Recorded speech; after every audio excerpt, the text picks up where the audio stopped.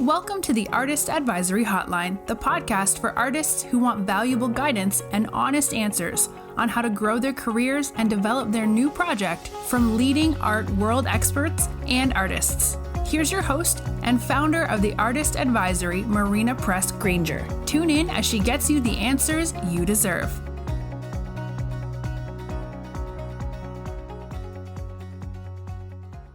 Hello, artists, and welcome to the Artist Advisory Hotline. I'm your host, Marina Granger.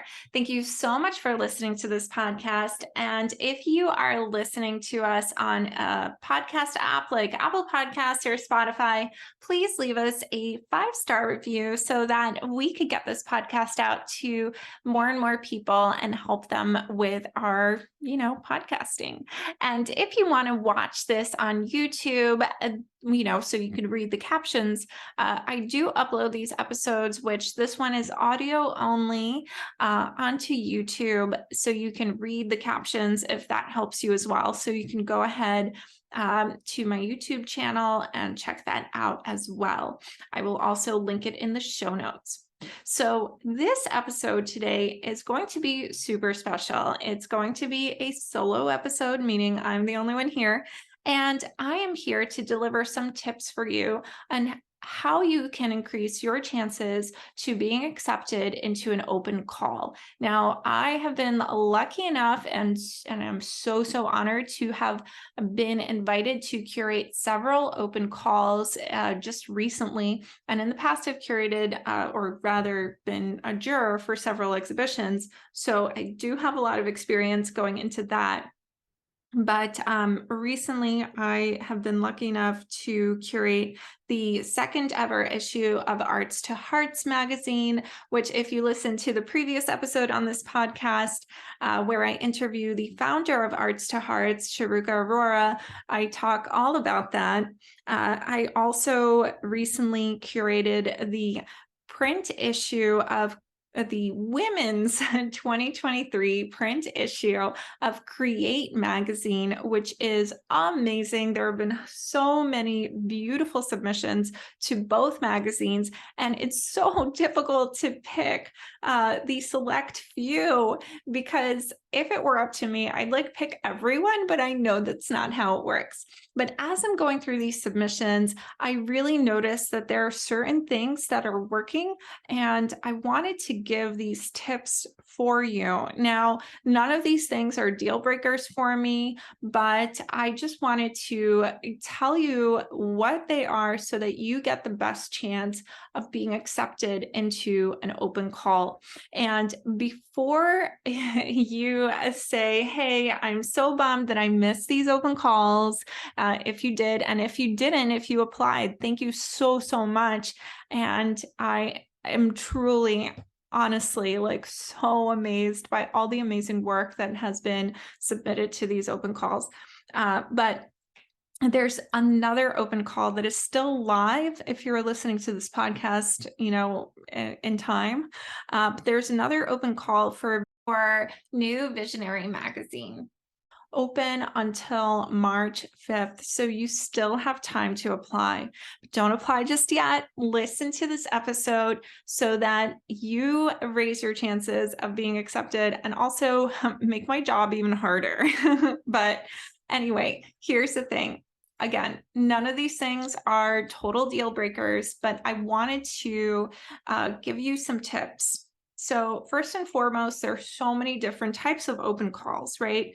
There's these open calls for publications like the ones that I recently mentioned that I did and am doing right now. There are open calls for exhibitions. And if you stay tuned to this podcast and listen to the next couple of episodes, I have a very exciting announcement for you, because I will be a judge for an open call for a really cool New York City gallery that is doing their first ever open call.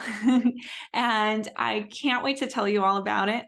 And then there are open calls for awards or prizes, and also residencies, right? And then I'm sure there are several others that I just can't think of right now. But the ones that I'm really going to talk to you about are pretty much the publication open calls, the exhibition open calls, the prize open calls, because the residency ones are a little bit different, but I think this episode will help you anyway. The reason I include residencies on this list is because anyone can really apply to a residency if there is an open application, and you also submit images and written text, right? So now listen up. Here are my tips on what to submit, how to submit, and all of these things. So first and foremost, the number one thing that many people are looking at after you submit something are the images, right? That's literally the first thing we see. And in art, the image is so important. Now, I understand that it's really difficult sometimes to capture a living, breathing work of art, right? On a two-dimensional surface, right? Like you're trying to get this 3D thing, even if it's a painting, to live on the screen, right? That is hard, especially when you can't submit a video. So how do you do it so that it serves your work and also that it's on the same level as your work, right? Like, let's say your work is stunning, but the images aren't coming out that great. Now, of course, you could hire a professional photographer, but not everyone has the budget for that. Here's what I'm going to tell you to do. It's so important for you to think about how your work, what the vibe is, like how it makes people feel, or what you intend for the effect of it to be. So if you would like to show us the monumental size of your work, then don't crop it just to the edge. Show it installed in a gallery-like setting, but don't Photoshop it into a gallery-like setting. It would be great if it was an actual photo where we saw the ceiling and the floor and the wall that the work is displayed on, whether it's on a pedestal or whether it's hanging, so that we get a sense of the scale. One of the things that I'm seeing is just some amazing work, but it's cropped to the edges, so it's really hard to tell what the vibe is and what it's like. Now, just to give you an example, like if you were James Turrell and you wanted to submit your work, of course, you wouldn't just crop to the edge of whatever color field it was that you created. You would show us the entire environment. You would show us the full room. So I ask you to wonder about that, like if it's a performance, and I will tell you a little bit about how to make that more clear, but really think about how you're showing your work. And a lot of the time, a nice installation image where it's in a gallery setting is really good to see. And images are so important, not only because they're like usually the first thing that somebody sees, but also because especially when it comes to a publication, a lot of the time the publication won't come out to you and photograph your work. They have to be sure that you can provide them with really good images for their publication. So I urge you to also look into previous issues of those publications to see what kind of images they're publishing. Are they mostly installation images? Is the work cropped to the edge? Just look to see what they're going for, because that will give you an idea of how to photograph your work and for that submission. There were also times when really amazing artists submitted and then they cropped their work right to the edge, but it was so much more than just right to the edge. So I actually even reached out at one point. I was like, hey, I thank you so much for submitting. This is gorgeous work, but your work is like a living, breathing thing. I want to see the full scale of it. It is so stunning. Like, show us the thing hanging on the wall or installed. And that, because it's like a huge difference, right? And I think that I got lucky there because I knew what this particular artist's work looked like in person, right? But I can't do that with everyone. And obviously, I don't think I'm not sure if that's like allowed or whatever, but I'm on your side. So I really want to tell you, tell it to you straight so that you don't have to get the runaround ever. Right. So another thing when it comes to submitting images is not just how beautiful they look, but also how cohesive they look. So a lot of the time, and I get this question often, like, should an artist submit, or an artist would come to me and say like, hey, Marina, should I submit more work from different series? Or like if I do sculpture and painting, should I submit both? Chances are you want to stick to one series or sometimes one medium, unless it's very clearly in your artistic voice. If, for example, you have landscapes and portrait paintings, for example, right? But it's very clear that they're by the same artist because your voice is so strong, then it's okay to submit those two different types of paintings. But it would be the best thing ever if they could be cohesive, right? Because a lot of the time, you want to do yourself a favor by giving yourself the best chance of being picked. And so if the work that you're submitting looks disparate, sometimes a juror might go and read your like artist statement to figure out what the artistic voice is, but and that might work when it comes to an exhibition open call, but when it comes to a publication open call, it's so much more important that the work that you submit looks very cohesive together. So double check that. And if you are unsure, maybe you have a friend you can ask that maybe is not necessarily in art, or maybe someone who is, that's fine too, and say like, hey, does this look cohesive to you? Does this look like it's by the same hand? So that's really important. Now, my final tip when it comes to images is to adjust your file name. Now, I know you're thinking like, what? The file name? Who even sees that? We see it, right? Now, a lot of the time you will have an application that list of images. So then there's a description of all the images that you're submitting, meaning the title, date, medium, size, and whatever additional pertinent information there is. Like, for example, if it's an edition, how wide that edition is or whatever. But a lot of the time, you are going to be doing the person like who's going through your applications a huge favor, even if you do submit a list of images, but especially if you do not, by having a file name that has the title, the date, the medium, the size in the file name. So it would be something like this.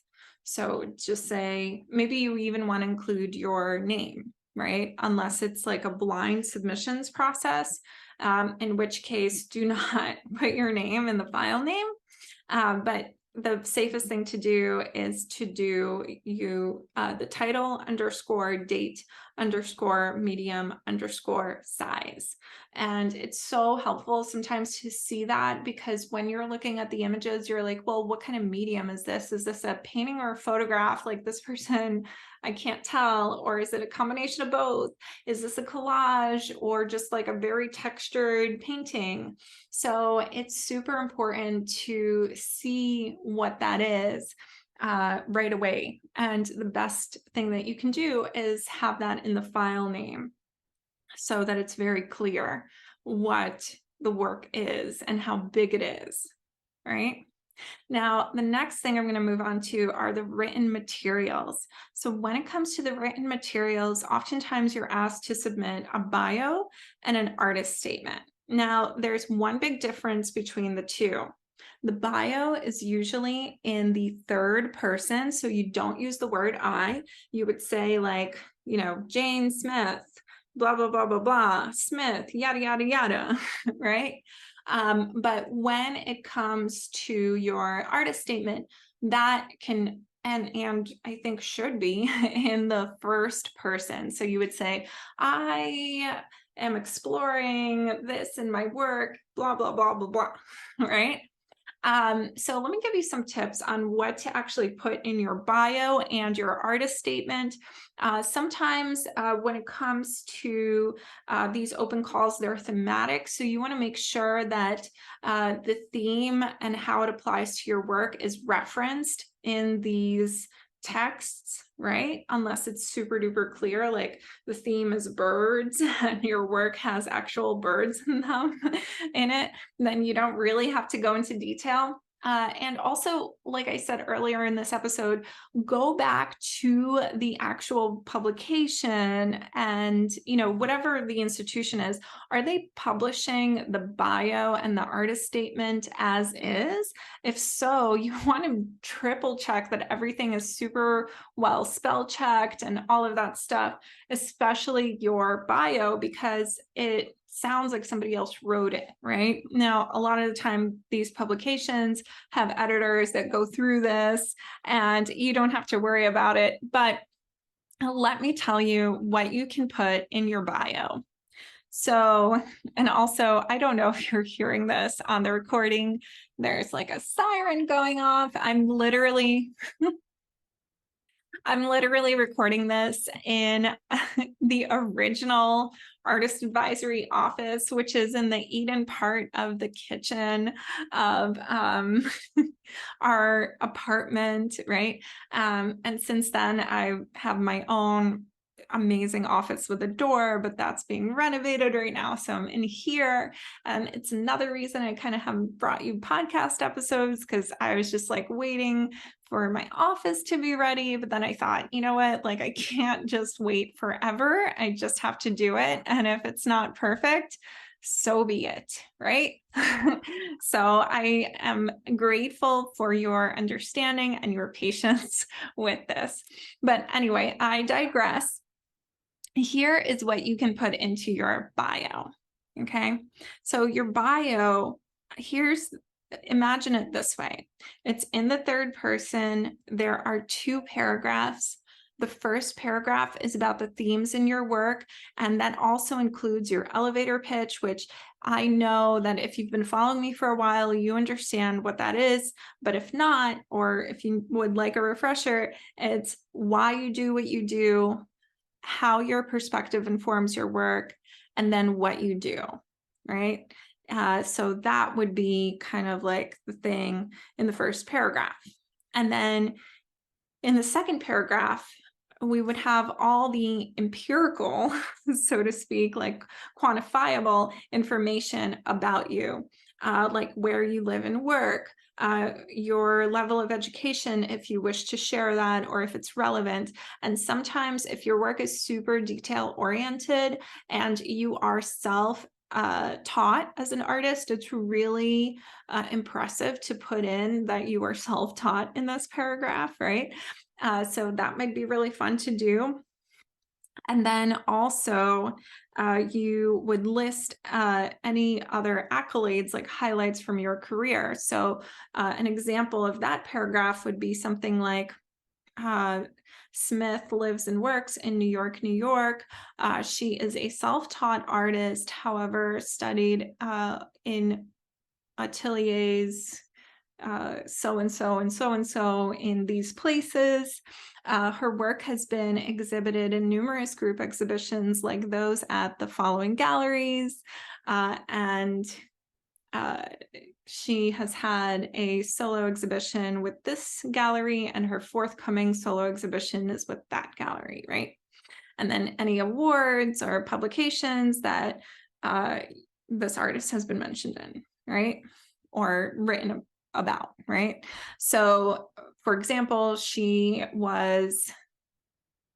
was a guest on the Create Magazine podcast in episode 22 or whatever it is. So that's really cool to put in your second paragraph. Now, I know there are artists out there who are thinking, well, I just started and like I don't have anything to put in this paragraph. You have at least 2 things to put in there, but definitely 3. right? I think. So you can say where you live and work, right? The city and state, whether you're self-taught or what your education level is in art. And then if your work is in any home, like even if it's in your aunt's home, you could say Smith's work is in collections, in private collections in New York, Connecticut, and Florida, right? Or you could, these are private collections because they're in private homes. And whether or not you sold these works or whoever bought them, right? It doesn't matter. The most important thing is that they're there. And this is a wonderful accolade. And you should really pat yourself on the back for it because your work is actually hanging in someone's house. They're like loving it. They're appreciating it every day. So put that in that second paragraph. Okay. And the way that I kind of developed this bio thing, right, was from years of studying art history, but also studying contemporary art history and especially museology and how we write about artists and artwork in a museum setting. So you will see that when you go to a museum, sometimes if you go to their website, it might fall, like if you're looking up an artist, the bio would read something like this as well. Especially on gallery websites, you'll see that the bio reads kind of like this as well. There are sometimes bios that are only about the kind of like quantifiable information, like the concrete stuff, and nothing about the themes in the artist's work or nothing philosophical. But I don't advise that you do that.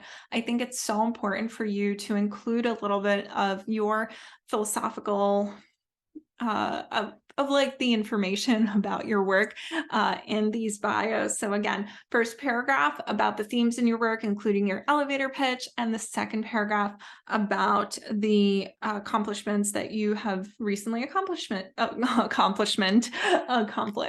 So, or, maybe not recently, who knows?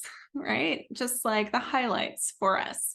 It would be good to see. Even if you're submitting your CV, this is great because you are pointing things out for people to read right away who might not look at your CV as thoroughly, especially if you're an artist and you've got an 8-page CV. Like, tell us about the museum shows in your bio right now.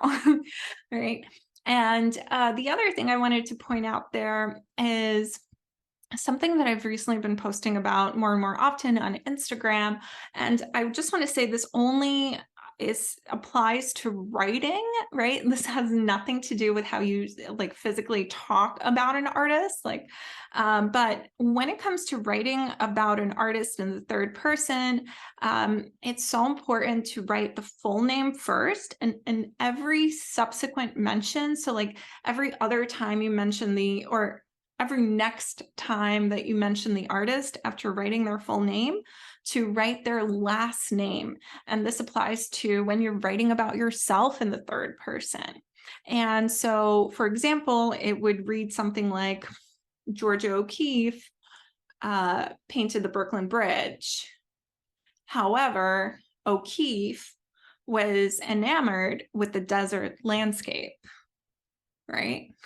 So you would repeat the last name only, not the first name only, which is something that I see a lot. And I actually see this a lot when it comes to women writing about themselves in the third person. And I even recently saw a press release for a 2-person show it was a man and a woman. And I think this was completely unintentional, but throughout the man was referred to by his last name in every subsequent mention, and the woman was referred to by her first name in every subsequent mention, which kind of signals less respect for the woman, right? Because whenever you address somebody by their first name, it's more familiar and diminutive, right? In a diminutive nature. So it's so important to be aware of that, especially, when you're submitting writing about yourself. And this is something that one of my professors in graduate school pointed out and was like, hey, you can't do this, you guys. Stop writing the artist's first name. And, here's an example of that. You probably won't read anything about, now, I don't know how great this example is because, okay, I thought of another one. I was going to use Picasso, but we just know him by his last name. But for example, if you're talking about Robert Rauschenberg, you're not going to read books about Robert Rauschenberg where it's Robert Rauschenberg, blah, blah, blah, blah, blah, Robert, yada, yada, yada. And then Robert this, and Robert erased William's painting, or sorry, Robert erased William's drawing. And it was a whole thing, right? You're always going to read Rauschenberg, blah, blah, blah, blah, blah. Rauschenberg erased William de Kooning's drawing, and de Kooning was so angry about that. But then it became a beautiful symbol of their friendship, right? Or something like that. So again, every time you write about yourself in the third person, just be mindful of this. When you're writing after you write your full name, when you refer to yourself subsequently, then you always want to write your last name going forward. And just to say this, throughout history, women of power have always been referred to by their first name, whereas men have been referred to by their last name. And it's kind of weird when it comes to the level of respect that women are getting, because you can't go up to well, you probably can, but you can't go up to, let's say, one of the most recent male presidents and call them by their first name, yet we can call Kamala Harris Kamala and Hillary Clinton Hillary, right? That's kind of weird. But, that is a whole thing. But just when it comes to writing about your work, just be mindful of this. So moving on. So the next written material that you would be submitting is your artist statement. So in your artist statement, I just want you to know literally anything you write will be correct. I know this is kind of mind-blowing, but after working with so many contemporary artists, but also after studying contemporary art on a scholarly level, in graduate school, I have read the most complicated and almost non sequitur kind of artist statements, but we're taught as art historians that these are correct, right? So no matter what you say is correct, which, hopefully that lifts the pressure off of you.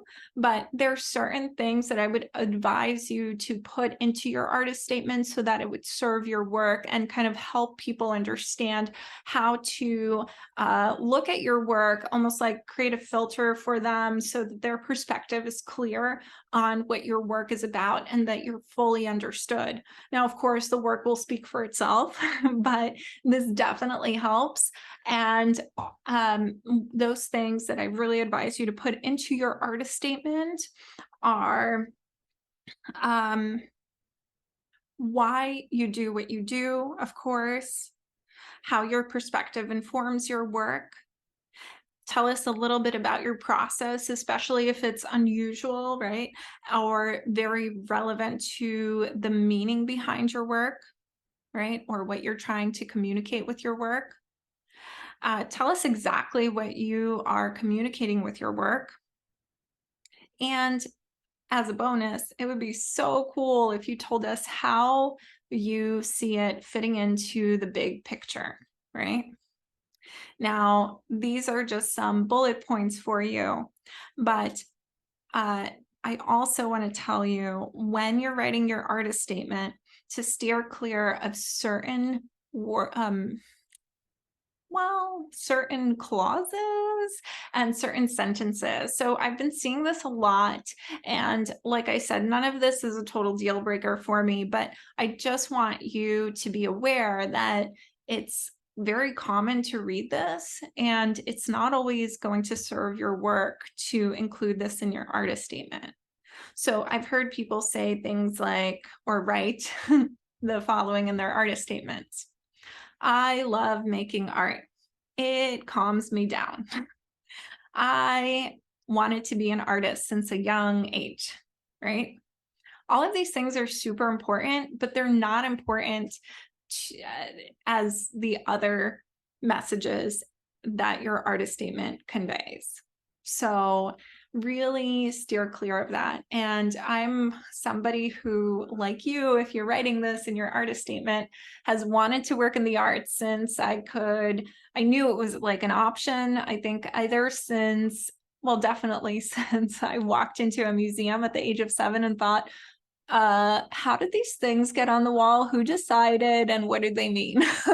That was really why I went into the arts. So I'm not going to put that all over my website because it's not the most important thing about what my work is about right now, right? And I'm not an artist, I'm an artist advisor. But if you're an artist, there are other themes and points, philosophical points about your work that are so much more important than you being in love with painting since you were a kid. But again, I'm saying that with all the love in the world from someone who also feels this way.